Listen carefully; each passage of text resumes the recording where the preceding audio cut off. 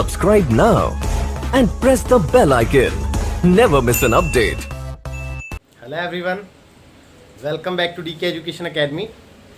बच्चों, आज हम करेंगे chapter 6 lines and angles, class 9th mathematics. तो देखते हैं बच्चों, नया चैप्टर स्टार्ट करना है, टाइम वेस्ट नहीं करते हैं। कुछ बेसिक टर्म्स, आज इंट्रोडक्शन होना है चैप्टर का, तो पहले स्टार्ट करते हैं बिल्कुल बेसिक से ना। तो देखिए, चैप्टर का नाम है लाइन्स एंड एंगल्स, यानी कि बेसिकली हमने जो डिस्कस करना है वो about lines and about angles, ठीक है। इन दोनों चीज़ों के बारे में बेसिकली डिस्कस करना है। तो स्टार्टिंग से स्टार्ट कर रहा हूँ मैं। तो सबसे पहले सम बेसिक टर्म्स, कुछ बेसिक टर्म्स यानी कि लाइन्स एंड एंगल्स के बारे में पढ़ते हैं और फिर फर्दर आगे करेंगे, है ना। तो सबसे पहले बच्चे लाइन। तो लाइन आपको अगर याद हो तो मैंने चैप्टर 5 में भी आपको बताया था कि लाइन्स किसे कहते हैं। बेसिकली लेंथ होती है ब्रेथलेस लेंथ, यानी कि एक ऐसी लेंथ जिसकी चौड़ाई के बारे में हम नहीं जानते हैं ना, या उसको कैलकुलेट नहीं किया जाता है, तो इसकी लेंथ ही कैलकुलेट होती है, तो उसको लाइन कहते हैं।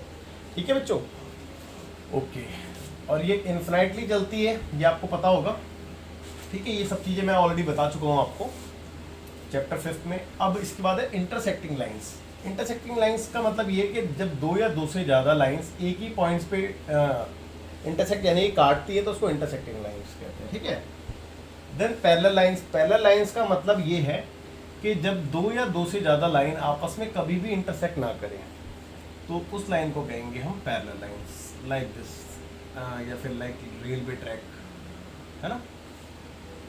तो मैं बाकी की लाइन हटा देता हूँ, सिर्फ दो लाइन ही रखता हूँ यहाँ पे, जिससे कि आपको समझा सकूं। और पैरेलल लाइन का मतलब ये होता है कि जब ये दोनों लाइनें आपस में कभी नहीं काटेंगी।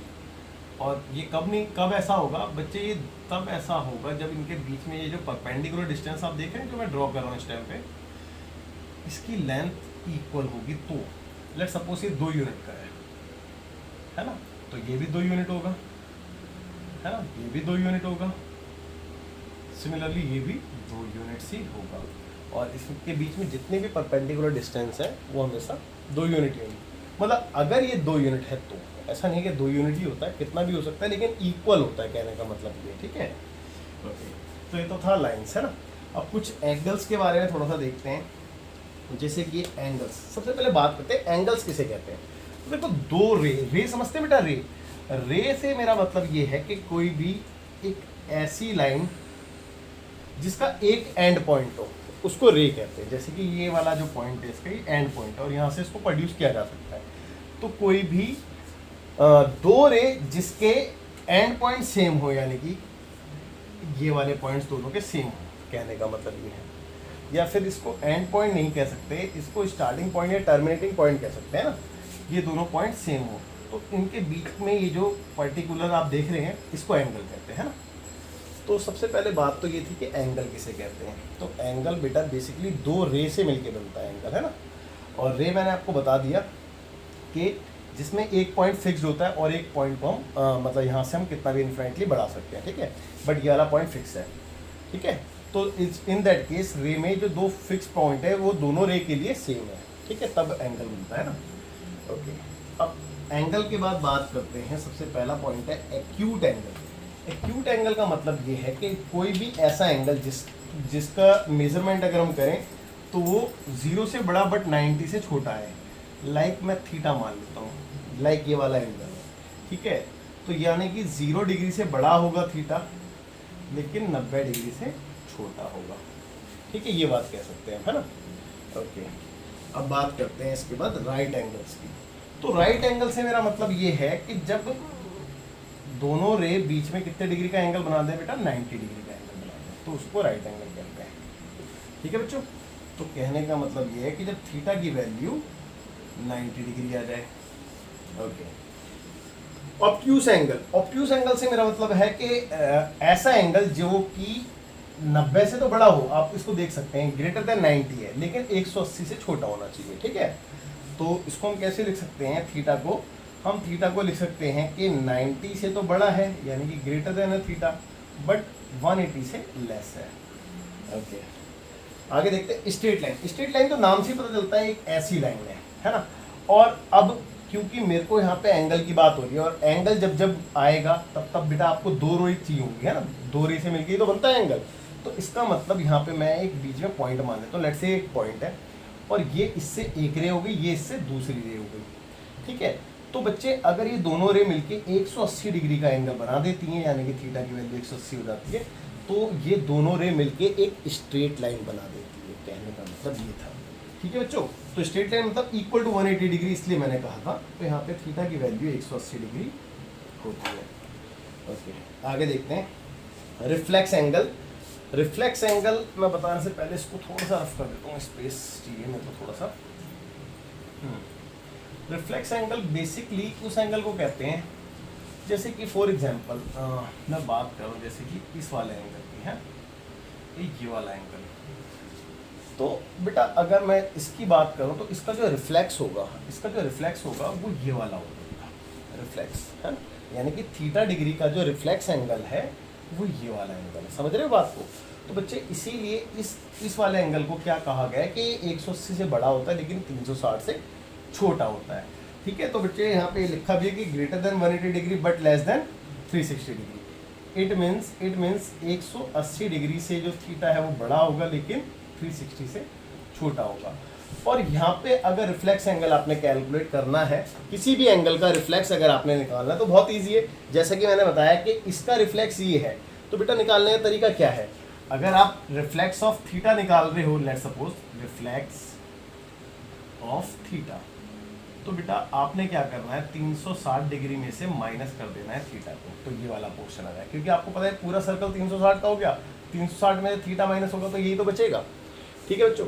तो आई होप यहाँ तक आपको समझ में आ गया होगा, और जो काम की इन्फॉर्मेशन है वो आप नोट कीजिए, फिर आगे चलते हैं। देखते हैं बच्चों आगे ना, अब बात करेंगे पेयर ऑफ एंगल्स, यानी कि जब दो एंगल्स एक साथ होंगे तो उसमें क्या क्या सिमिलैरिटी या फिर क्या क्या रिलेशंस हो सकते हैं उसके बारे में बात करेंगे ना।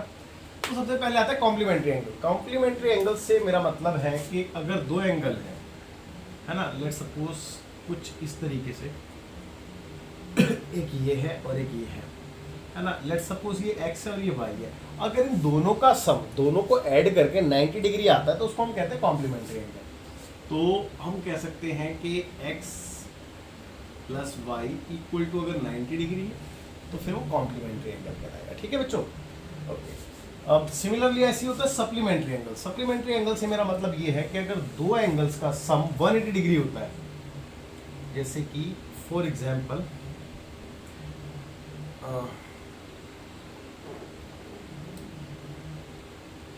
लेट्स सपोज ये x है और ये y है तो आप देख सकते हैं इन दोनों का सम 180 डिग्री है, तो ये कहलाता है सप्लीमेंट्री एंगल, ठीक है बच्चों। इसके बाद होता है एडजेसेंट एंगल। एडजेसेंट एंगल तो बहुत ही ईजी है, इसमें कोई मतलब ऐसा कुछ खास रिलेशन तो नहीं होता, लेकिन एडजेसेंट एंगल कहते किसे हैं ये पता होना चाहिए। तो बेसिकली एडजेसेंट एंगल मतलब जैसे कि पड़ोस वाले एंगल को कहते हैं, जैसे कि x का एडजेसेंट y है, सिमिलरली यहाँ पे भी x का एडजेसेंट y है, y का एडजेसेंट एंगल x है ना, तो पड़ोस वाले एंगल को कहते हैं। अब लेट्स सपोज यहाँ पे एक एंगल और बना देता मैं, है ना, जैसे कि चलो मैं अलग से बना के दिखाता हूँ आपको। जैसे कि मान लो कि ये x है, ठीक है, ये एक और एंगल बना दिया मैंने, ये y है और ये z है ना बच्चों। तो कहने का मतलब ये है कि x जो है वो z के लिए एडजेसेंट एंगल नहीं कहलाएगा, x y के लिए कहला सकता है और y x के लिए, y z के लिए कहला सकता है, z y के लिए कहलाएगा, ठीक है बच्चों। कहने का मतलब ये है कि इससे एक चीज़ समझ में आती है कि बेटा अगर जैसे कि इन दोनों की बात कर रहे हैं, तो इन दोनों की अगर मैं बात करूं तो ये एडजेसेंट एंगल कब बनते हैं, जब एक कॉमन रे बीच में होती है, एक कॉमन रे बीच में होती है और बाकी दोनों रे इसके इस तरफ और इस तरफ होते हैं ना, लेफ्ट और राइट में, ठीक है, और बीच में एक कॉमन रे होती है, तो एडजेसेंट एंगल बनता है। कहने का मतलब ये था।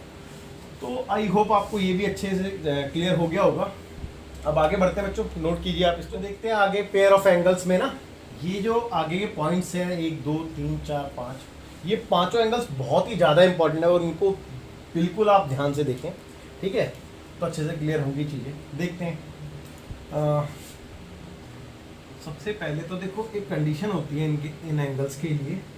कंडीशन क्या होती है कि बेसिकली ये सारे ही एंगल्स आप ये कह लो कि जब ये दोनों लाइनें पैरेलल होती हैं, लेट्स सपोज L1 और L2 पैरेलल लाइन्स है, मैं यहाँ पे लिख देता हूँ कि L1 is parallel to L2, और एक कोई ट्रांसवर्सल आती है। ट्रांसवर्सल यानी कि जो इसको काटती है ना, लेट्स से पी कोई लाइन है ट्रांसवर्सल, ठीक है, और वो इसको इंटरसेक्ट कर रही है। अब देखो बेटा इस लाइन ने कौन कौन से एंगल फॉर्म किए। पहली बात तो ये 1, ये 2, ये 3, ये 4, ये 5, 6, 7, 8। तो बच्चों यहाँ तक कोई डाउट नहीं होगा आपको। अब मेरे को आपको ये समझाना है कि इनमें से कौन सा लीनियर पेयर है और कौन सा वर्टिकल है, कौन सा कॉरस्पॉन्डिंग है, एंड एटसेट्रा एटसेट्रा। देखो हाँ, लीनियर पेयर के लिए कंडीशन अप्लाई नहीं होती कि दो लाइनें पैरेलल होनी चाहिए। उसके लिए मैं आपको अलग से बताता हूँ, जैसे कि यहाँ पे बताता हूँ।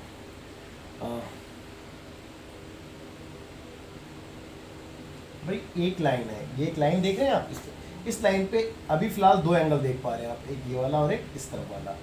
दो या फिर दो से ज़्यादा कितने भी एंगल हो सकते हैं, कोई मैटर नहीं करता। मैंने सपोज टू भी 3 बना ली, 1 2 3, ठीक है। आप यहाँ पे कितने भी एंगल देखेंगे एक ही पॉइंट पे, एक लाइन पे, तो उन सबका सम 180 डिग्री होता है, तो उसको लीनियर पेयर कहते हैं बेटा, ठीक है। तो मैं यहाँ पे लिख देता हूँ angle 1 plus angle 2 plus angle 3 equal to 180 degree, ठीक है। और इसको मैं फिगर फर्स्ट कह देता हूँ, ठीक है, और यहाँ पे लिख देता हूँ सी फिगर फर्स्ट, ठीक है बच्चों, जिससे कि कंफ्यूजन ना रहे आपको। और बाकी के ये चारों पार्ट जो है वो इसके लिए है ना, ओके।